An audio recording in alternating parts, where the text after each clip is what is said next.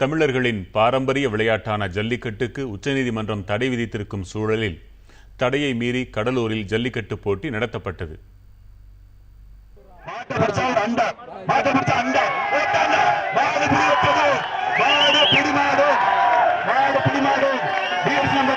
ஜல்லிக்கட்டு போட்டிக்கு அனுமதி கோரி ஒருபுறம் போராட்டங்கள் வலுத்து வரும் நிலையில் கடலூர் அருகே திருவந்திபுரத்தில் நாம் தமிழர் கட்சியினர் ஜல்லிக்கட்டை நடத்தினர்.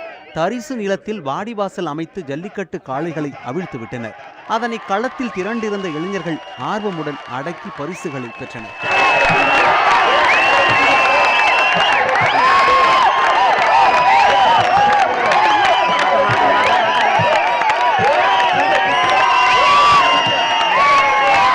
ஜல்லிக்கட்டு போட்டி நடத்தப்படுவதாக கிடைத்த தகவல் அறிந்து காவல்துறையினர் சம்பவ இடத்திற்கு விரைந்து வந்தனர்.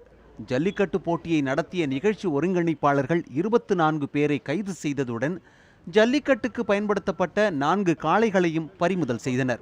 புதிய தலைமுறைக்காக கடலூரில் இருந்து செய்தியாளர் ஸ்ரீதர்.